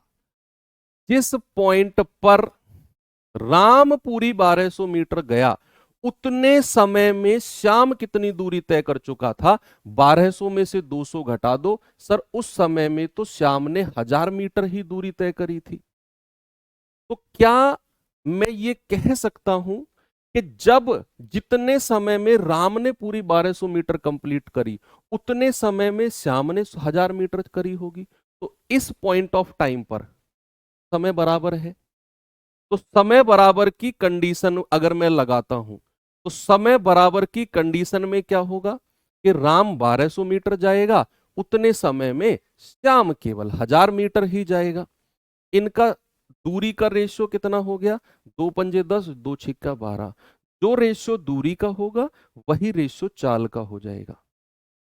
वही रेशियो किसका हो जाएगा बच्चा? चाल का हो जाएगा, स्पीड का हो जाएगा। तो यहां पर हमें श्याम की स्पीड मिल गई 10, तो 5 यूनिट की वैल्यू 10, एक की वैल्यू आएगी 5×2 = 10। तो राम की स्पीड कितनी हो गई? 12। राम की स्पीड कितनी है? 12। ठीक है, ये देखो लीनियर रेस, रैखिक दौड़ है, थोड़ा सा आपको इसमें टाइम देना पड़ेगा। चलिए, ये सवाल बताएंगे जरा। कह रहा है 600 मीटर की दौड़ में ए ने बी को 5 सेकंड की बढ़त दी और फिर भी 20 सेकंड से दौड़ जीत ली। तो ए की चाल और बी की चाल का रेशियो 2:1 है, तो बी की चाल क्या है? ये बड़ा सिंपल क्वेश्चन है। मैंने आपको कॉन्सेप्ट में भी समझाया था कि मान लो अगर एक बच्चा है, वो दूसरे से कहता है ठीक है तू दौड़ना शुरू कर, 5 सेकंड बाद मैं दौड़ना शुरू करूंगा। तो पहले वाले ने जिस पॉइंट से दौड़ना शुरू किया, दूसरे वाला भी उसी पॉइंट से दौड़ना शुरू करेगा। बस डिफरेंस क्या है कि वो उसको समय की बढ़त दे रहा है। दौड़ना तो उसी पॉइंट से शुरू कर रहे हैं दोनों, बस वो कह रहा है कि 5 सेकंड पहले दौड़। अब हुआ क्या कि मान लो मैं तुमसे तेज दौड़ता हूं, ये बात सब जानते हैं, आप भी इस बात को एक्सेप्ट करते हो, नहीं करते हो तो वहम को दूर कर लेना कभी भी। तो मैंने कहा कि मैं तुमसे तेज दौड़ता हूं और ये बात सत्य है 100%। अब हुआ क्या कि हम दोनों ने, तुमने वहम दूर करने के लिए कहा कि सर दौड़ लगा के देख लो, तो मैंने कहा ठीक है आ जाओ। हम दोनों पहुंच गए ग्राउंड में। अब ग्राउंड में मैं खड़ा हूं और मैंने तुमसे कहा ठीक है 600 मीटर की दौड़ हम शुरू करेंगे, 600 मीटर की दौड़ कंप्लीट करनी है हमें। तुमने कहा ठीक है। अब ये मूवी, ये इमेज दिमाग में क्रिएट करते रहना। 600 मीटर की दौड़ मारने का हमारा शर्त लगी। अब मैंने तुमसे कहा ठीक है तुम दौड़ना शुरू करो। अरे नहीं नहीं सर, बराबर टाइम पे दौड़ेंगे। अरे मैंने कहा दौड़ो तो सही, हमारा वहम दूर करना है। तो तुमने, मैंने तुम्हें 5 सेकंड पहले दौड़ा दिया, 5 सेकंड तक मैं ऐसे ही खड़ा रहा। जब तुम्हें दौड़ते दौड़ते 5 सेकंड हो गए, उसके बाद मैंने दौड़ना शुरू किया और फिर भी तुम्हें 20 सेकंड से हरा दिया। यानी कि तुम मुझसे 5 सेकंड पहले दौड़े और मैं तुमसे इतनी स्पीड से तुम्हारी बराबर से निकला कि मैं तुमसे 20 सेकंड पहले पहुंच गया। मैं तुमसे 20 सेकंड पहले पहुंच गया।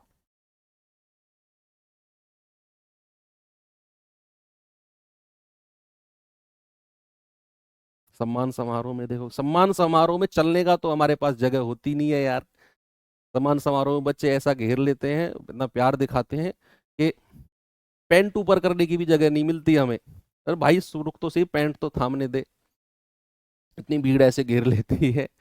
तो वहां नहीं, ये अब वहम दूर तो कर दिया तुम्हारा मैंने, है ना, कि मैं तुमसे 20 सेकंड पहले पहुंच गया, 5 सेकंड बाद मैंने तुमसे दौड़ना शुरू किया। अब मेरा आपसे क्वेश्चन है कि मेरा और तुम्हारा समय का डिफरेंस कितना है, मेरे और तुम्हारे टाइम का डिफरेंस कितना है, ये बात जरा मुझे बता दो, बताइए। मेरे और तुम्हारे टाइम का डिफरेंस कितना है, डिफरेंस पूछ रहा हूं मैं।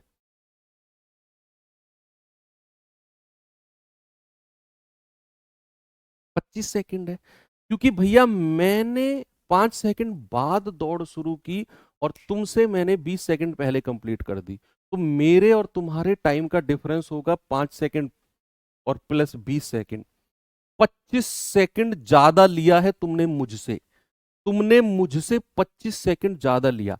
अब दूसरा मेरा क्वेश्चन है कि मैंने भी 600 मीटर दौड़ी, तुमने भी 600 मीटर दौड़ी, क्या दोनों का डिस्टेंस बराबर है, क्या मेरा और तुम्हारा डिस्टेंस बराबर है कि नहीं।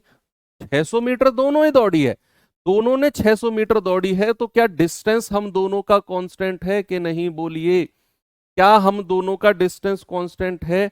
और अगर डिस्टेंस कांस्टेंट है तो हमारी चाल का रेशियो कितना है, हमारी चाल का रेशियो है 2:1। तो भैया टाइम का रेशियो कितना हो जाएगा, पलट दो, 1:2 हो जाएगा। टाइम का रेशियो कितना हो जाएगा, 1:2। यानी कि ये अगर ए का टाइम है तो ये बी का टाइम है, दोनों के टाइम का डिफरेंस कितना आया, 1 यूनिट। और सवाल के अकॉर्डिंग हमने कह दिया डिफरेंस 20 और 5 25 सेकंड है। कितना है, 25 सेकंड। तो 1 यूनिट की वैल्यू कितनी आएगी, 25 सेकंड। यानी कि पहले वाले बंदे को 25 सेकंड लगे हैं, तो 600 मीटर की दौड़ में 25 सेकंड लगे हैं। उसने बी की चाल पूछी है ना, तो समय भी बी का ही निकालो फिर। 2 यूनिट की वैल्यू 50 सेकंड। उसने बी की रफ्तार पूछी है तो समय भी हम बी का निकालेंगे। तो बी को 50 सेकंड लगे 600 मीटर जाने में, तो बी की स्पीड कितनी हो जाएगी, दूरी 600, समय 50, डिवाइड करेंगे 12 मीटर पर सेकंड। कितना, 12 मीटर पर सेकंड।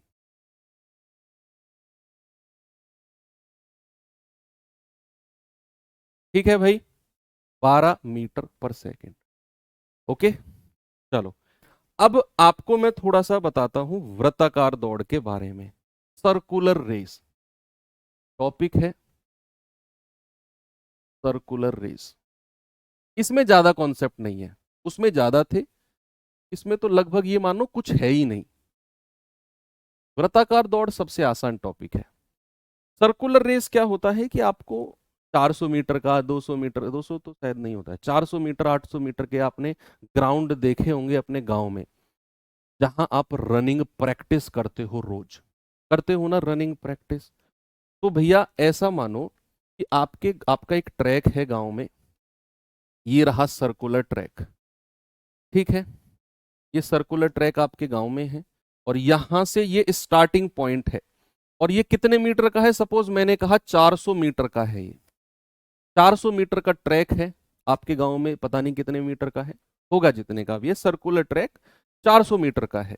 अब कोई व्यक्ति अगर यहां से दौड़ना शुरू करता है, कोई व्यक्ति यहां से दौड़ना शुरू करता है, दो लोग हैं, दोनों लोगों ने एक दिशा में दौड़ना शुरू किया। अब उनके आपस में मिलने के कितने केस बन सकते हैं, अब उनकी स्पीड अलग अलग है, ए की चाल अलग है, बी की चाल अलग है, तो दोनों के आपस में मिलने के दो ही केस बन सकते हैं, कि या तो वो कहीं यहां से और यहां तक आपस में मिले, या फिर वो मिले स्टार्टिंग पॉइंट पर। दो केस बन सकते हैं कि या तो वो कहीं रास्ते बीच में मिले, भाई दौड़ रहे हैं कहीं रास्ते बीच में, या फिर मिले वो स्टार्टिंग पॉइंट पर। मिलने के दो ही केस हो सकते हैं, मिलने के, मीटिंग केस, मीटिंग केस दो ही हो सकते हैं, या तो कहीं रास्ते बीच में, रास्ते बीच में, या फिर स्टार्टिंग पॉइंट, जिसको हम क्या कहते हैं, प्रारंभिक बिंदु। क्या बोलते हैं बच्चे? प्रारंभिक बिंदु। इन दो के अलावा और तो कुछ नहीं है। इन दो के अलावा एक केस और बन सकता है। जब मैं सीपीयू की रनिंग करने गया था, तो अकस्मात एक दोस्त था मेरा, वो घर से ही मेरे साथ गया था। उसका भी वहीं पे सेंटर था जहां मेरा था। बड़ी मतलब अभी ये तीसरा, अब मैंने बोला ना कि मिलने के दो केस बन सकते हैं, एक तीसरा केस मैं आपको बता रहा हूं। वो कौन सा केस है इनके आपस में मिलने का? वो गया मेरे साथ, रनिंग मेरी ऐसी ही थी उस टाइम पे। अब तो मैं तुम्हें हरा दूंगा, समझ जाओ क्या कहना चाह रहा हूं मैं। तो रनिंग मेरी ऐसी ही थी उस टाइम पे, नंबर अच्छे थे, तो मैंने कहा ठीक है रनिंग करने चलते हैं सीपीओ की। अब मेरा दोस्त मेरे साथ गया, अब वो मुझे पूरा कॉन्फिडेंस दे रहा है, भाई तेरा भाई तेरे साथ है, अगर एक ही बैच में नंबर आ गया ना तो हाथ पकड़ के दौड़ा दूंगा, रनिंग पूरी करवा दूंगा। अब मैंने कहा ठीक है यार, शरीर भी ठीक था उसका दौड़ने वगैरह वाला। मैंने कहा यार ये तो उड़ा देगा मतलब मुझे तो। अब मैं उससे कहते जा रहा हूँ भाई ज्यादा तेज मत दौड़ाइए मुझे, ऐसा ना हो मेरा पैर मुड़ जाए। अब मैं डर रहा हूँ कि यार ये मेरा हाथ पकड़ के दौड़ाएगा, ये भूत बना देगा मेरा। अब भैया वहां हुआ क्या कि हम दोनों का वहां 50-50 लोगों के स्लॉट होते थे, अब भी होते होंगे। 50 लोगों के स्लॉट में हम दोनों का एक में ही नंबर आ गया। किस्मत देखो, अलग भी स्लॉट में नंबर आ सकता था, लेकिन हम दोनों का उसी में स्लॉट में नंबर आ गया। अब मैं खुश, मैंने कहा मैं बन गया भैया अब दरोगा, आज तो 100% ये दौड़ लगवा देगा। अब उसने, मैंने भी दौड़ना शुरू किया, उसने भी दौड़ना शुरू किया। अब जब भगदड़ मचती है ना, आपने दौड़ देखा होगा, दौड़ आपने की होगी, तो भगदड़ जब मचती है पता नहीं चलता कौन कहाँ दौड़ रहा है, बस धूल उड़ती हुई नजर आती है। अब मैं उसे ढूंढ रहा हूँ दौड़ते हुए, किधर है वो। अब ढूंढते ढूंढते मैंने एक चक्कर पूरा कर लिया। मैंने कहा यार अब आए, अब मेरा हाथ पकड़े। 4 चक्कर मारने थे, 400 के। दूसरा चक्कर मैंने मार दिया। अब भाई ईमानदारी से बताऊं, दूसरे चक्कर के बाद मेरा पंखा जो है ना, वो पंखा खराब हो गया। दूसरे चक्कर के बाद मुझे तारे दिखने लग गए। मैंने कहा अब कोई हाथ पकड़ने वाला नहीं आने वाला, तो मैं रुक गया। तो मैं जब ग्राउंड में रुका, तो वो क्या करते हैं, ग्राउंड में अंदर जो रुक जाते हैं ना, वो कहते हैं अंदर चलो ग्राउंड में, ऐसे ट्रैक पे मत रुको। उन्होंने कहा अंदर चलो अंदर चलो। अंदर जाके जब मैं बैठा, तो तारों से मेरी नजर जब नीचे आई ना, तो जो मेरा दोस्त था वो ग्राउंड में ऐसे फैला पड़ा था। मैंने कहा यार तू, कह रहा है हाँ यार एक चक्कर के बाद पंखा खराब हो गया मेरा। मैंने कहा तू तो मेरा हाथ पकड़ के मुझे दौड़ाने वाला था।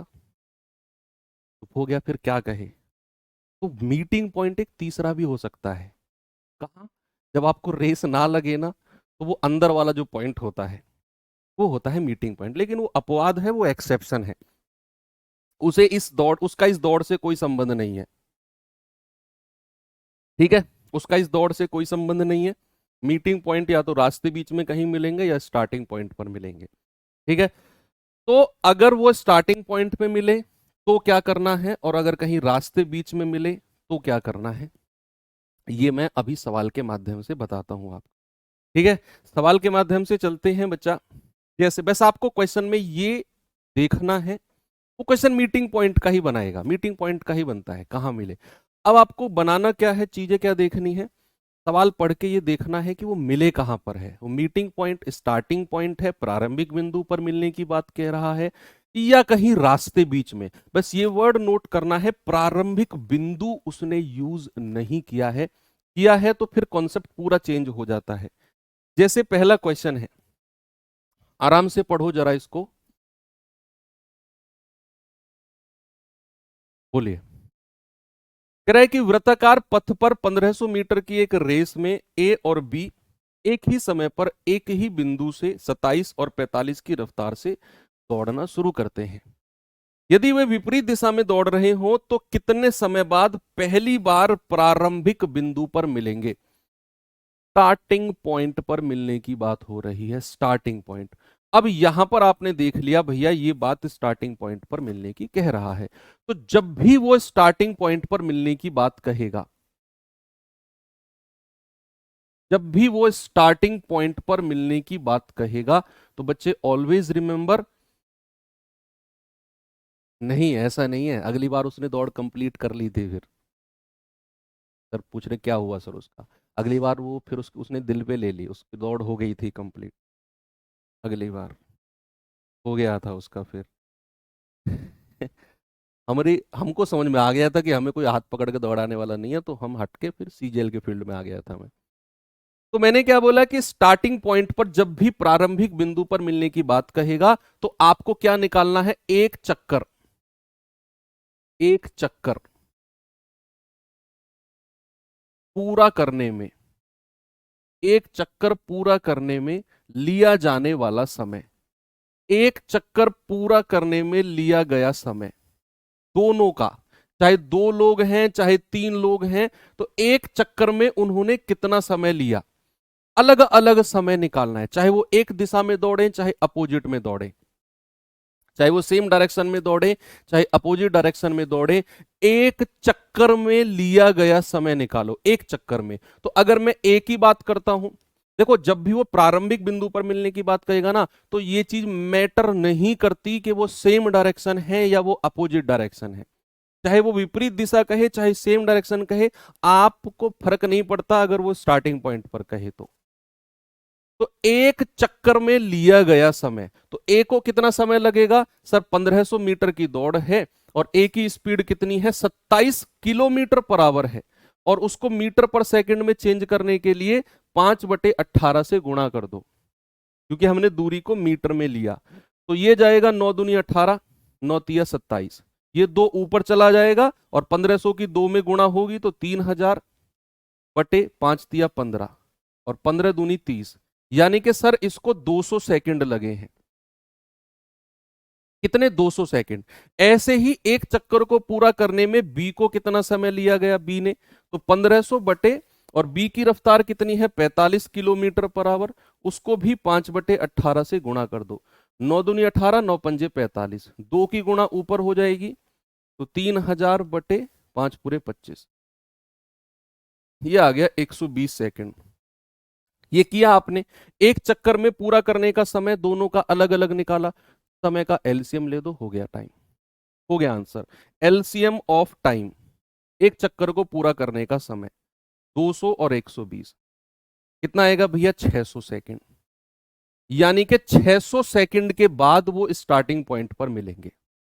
जब भी वो प्रारंभिक बिंदु पर मिलने की बात कहेगा बच्चा, तो आप क्या करोगे, आप एक चक्कर में लिया गया समय सबका अलग अलग निकाल दो और एलसीएम ले दो, सबका अलग अलग निकाल दो, एलसीएम ले दो, यानी कि एलसीएम ऑफ 200 और 120, 600 सेकंड बाद वो मिलेंगे। ऑप्शन मिनट में है तो 60 से डिवाइड कर दो, यानी कि 10 मिनट बाद वो मिलेंगे। कितने मिनट बाद बच्चा, 10 मिनट के बाद वो मिलेंगे। चलो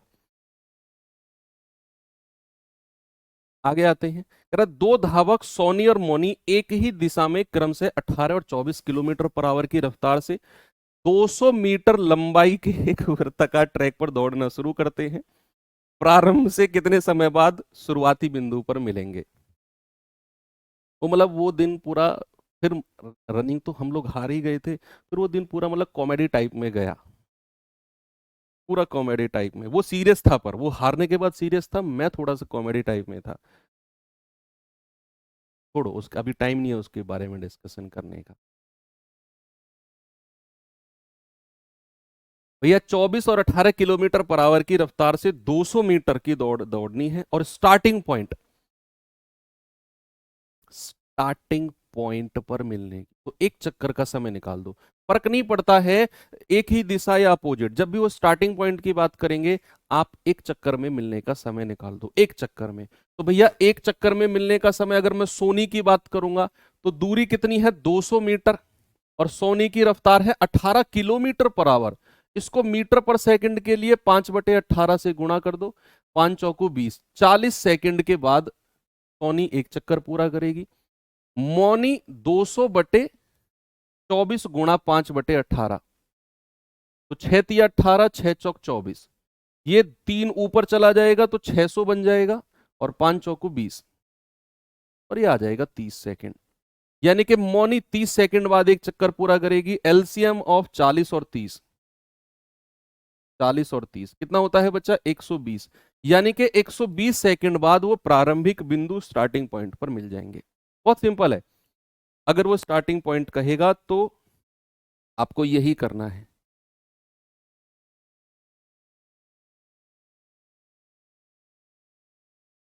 ये करना जरा।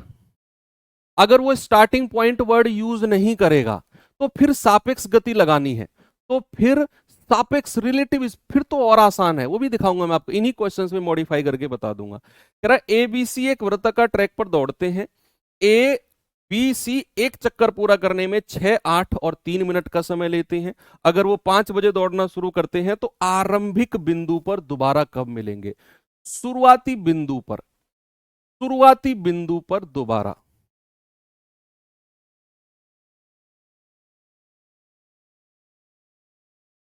शुरुआती बिंदु पर दोबारा कब मिलेंगे? बोलिए। तो भैया इस बार तो एक चक्कर पूरा करने का समय आपको दिया हुआ है, पिछले क्वेश्चन में तो आप निकाल रहे थे समय, यहां तो और आसान काम कर दिया आपके लिए। तो सीधा जो एक चक्कर पूरा करने का समय है उसका एलसीएम ले दो, कितना आएगा? 24 मिनट। यानी कि वो शुरुआती बिंदु पर 24 मिनट बाद मिलेंगे। तो अगर 5 बजे उन्होंने दौड़ना शुरू किया तो 24 मिनट बाद मिलेंगे, यानी कि 5:24 पर। कितने पर? 5:24 पर। 5:24 पर। अच्छा, अगर ऑप्शन में 5:24 ना दे के ऑप्शन में दे देता 5:48, क्या आपका जवाब 5:48 सही होता? एक ऑप्शन चलो मैं अपनी तरफ से ऐड कर रहा हूं, नन ऑफ दीज। आपका जवाब नन ऑफ दीज होता या 5:48 होता? देखो, हमने 6, 8, 3 का एलसीएम लिया, आया 24 मिनट, यानी कि वो हर 24 मिनट बाद मिलेंगे, हर 24 मिनट बाद। तो अगर वो 5:24 पे तो पहली बार मिले, अगर 5:24 ऑप्शन में नहीं है तो दोबारा 24 मिनट ऐड कर दो उसमें, तो 5:24 से अगली बार कब मिलेंगे? 5:48। ये क्वेश्चन बना है ऐसा एक बार। फिर 5:48 भी ऑप्शन में नहीं है तो 5:48 में फिर 24 मिनट जोड़ दो और ऑप्शन चेक करो, यानी कि हर 24 मिनट के अंतराल पर वो मिलते रहेंगे। तो अगर ऐसा नहीं है 5:24 ऑप्शन में हो, नहीं हो तो उसमें और उतना समय जोड़कर चेक कर लेना। अब ये तो क्वेश्चन था कि सर अगर स्टार्टिंग पॉइंट पर मिले तो, सपोज बच्चे अगर स्टार्टिंग पॉइंट वर्ड यूज ना करे, अगर वो स्टार्टिंग पॉइंट वर्ड यूज ना करे, बस ये कह दे, बस वो ये कह दे कि प्रारंभ से कितने समय बाद पुनः मिलेंगे, शुरुआती बिंदु यूज करे ही ना, बस ये कह दे कि कब वो मिलेंगे, स्टार्टिंग पॉइंट यूज ही ना करे। When will they next meet, तो फिर क्या होगा? फिर होगा सापेक्ष गति। सापेक्ष गति यानी कि डीएसटी का रूल लगा दो, फिर तो सीधा डीएसटी का रूल। डिस्टेंस क्या लेना है? जो पूरे चक्कर वाला 200 मीटर का है। सापेक्ष गति फिर देखना है कि अगर वो एक दिशा में दौड़ रहे हैं तो सापेक्ष गति घटेगी, और अपोजिट डायरेक्शन में दौड़ रहे हैं तो सापेक्ष गति जुड़ेगी। That's it. अब अगर वो स्टार्टिंग पॉइंट यूज नहीं करेगा, कहेगा कहीं भी रास्ते बीच में, कब मिलेंगे? आप फिर सापेक्ष गति लगाओगे और एक दिशा में 24 - 18, और मीटर पर सेकंड में चेंज करने के लिए 5/18 से गुणा कर दो, गुणा समय। तो ये आ जाएगा 200 बराबर 6 गुणा 5/18 गुणा टी। तो 6 तिया 18, 5 से जाएगा 40 बार, और 40 तिया 120, यानी कि 120 सेकंड बाद वो मिलेंगे। अगर कहीं वो स्टार्टिंग पॉइंट यूज ना करे तो फिर हमारा जवाब रिलेटिव स्पीड से आएगा, और रिलेटिव स्पीड में ये पता होना चाहिए सेम डायरेक्शन है या अपोजिट डायरेक्शन है। ओके, चलो ये चीज भी क्लियर है। ये क्वेश्चन में डायरेक्ट ट्रिक मैं आपको बताऊंगा और उसे ही आपने फॉलो करना है, और बस एंड। कल हम पढ़ेंगे बोट एंड स्ट्रीम, और बोट एंड स्ट्रीम कल एंड होकर अर्थमेटिक आपका खत्म हो जाएगा, और फिर हम मेंसुरेशन की तरफ आ जाएंगे।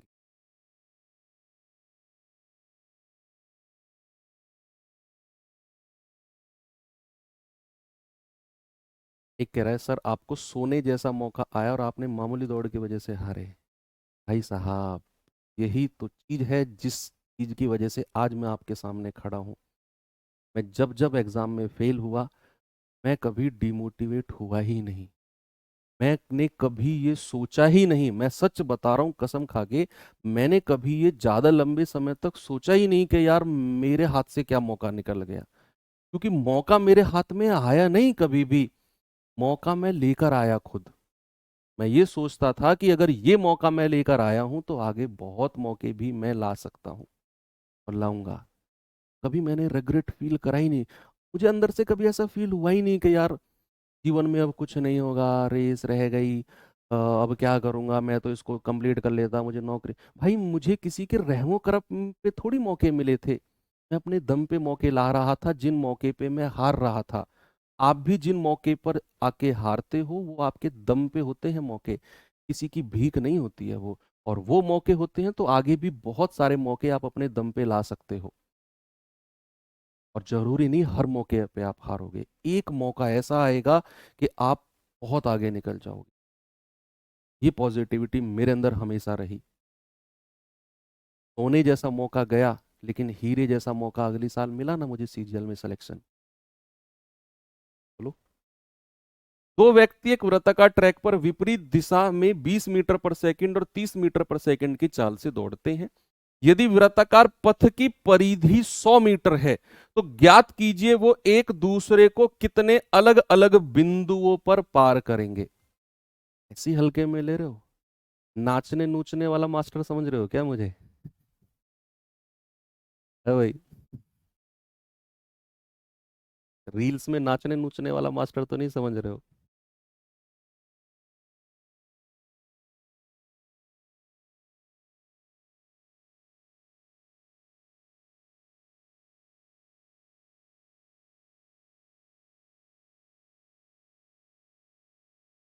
बताओ।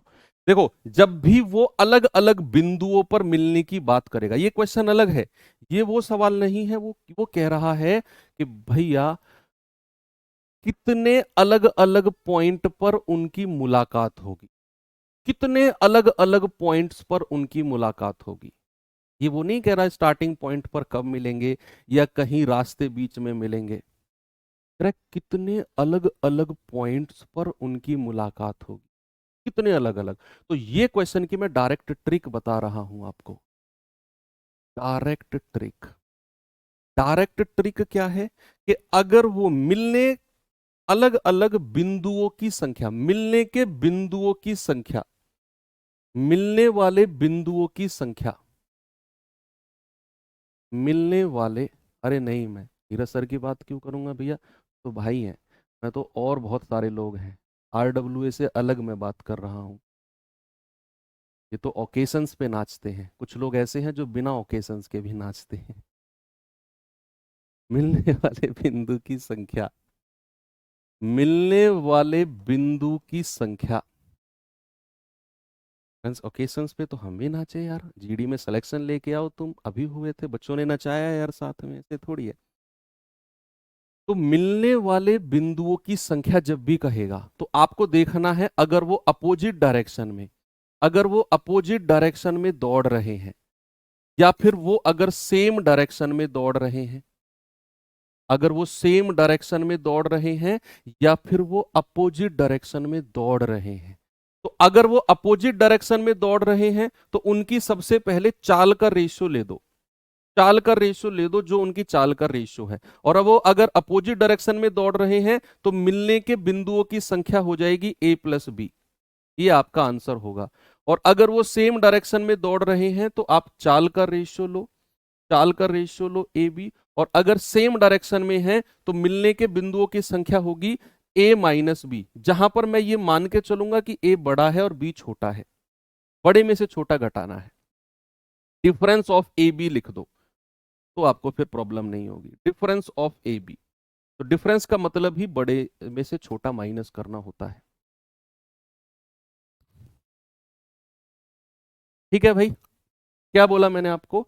मैंने बोला कि अगर अपोजिट डायरेक्शन में है तो चाल का रेशियो लो, a प्लस बी कर दो, अगर सेम डायरेक्शन में है तो चाल का रेशियो लो और डिफरेंस कर दो। तो सवाल है कि वो दोनों अपोजिट डायरेक्शन में दौड़ रहे हैं और मिलने के बिंदुओं की संख्या है, तो भैया 20 और 30 का रेशियो ले दो, चाल का रेशियो ले दो, कितना आएगा? 0 से 0 गया, 2 3। और अगर वो अपोजिट डायरेक्शन में दौड़ रहे हैं तो आपका जवाब होगा कि अलग अलग 5 बिंदुओं पर मिलेंगे। अलग अलग कितने बिंदुओं पर? 5 बिंदुओं पर। अगर सवाल कहता कि वो सेम समान दिशा में दौड़ रहे हैं तो 3 में से 2 घटा देते, एक बिंदु पर मिलेंगे। ओके, चलिए खत्म करते हैं चीजों को, ये क्वेश्चन हमारा हो गया। और कल हम पढ़ेंगे बोट एंड स्ट्रीम, एक ही क्लास में एंड कर देंगे, छोटा सा टॉपिक है, 12 13 14 क्वेश्चन मैं आपको कराऊंगा। बोट एंड स्ट्रीम कल हम करेंगे, उससे पहले एक काम करके आना है, 10 मिनट में रिवीजन करके आना। 10 मिनट में रिवीजन करके आना, एक तो समय चाल दूरी में कांस्टेंट रिलेशन वाला और एक एवरेज स्पीड वाला, 2 पॉइंट के 5 मिनट में रिवीजन करके आ जाना, कल उनका यूज बहुत होने वाला है बोट एंड स्ट्रीम में। ठीक है, तो मुलाकात होगी कल। Thank you, have a good day, जय हिंद।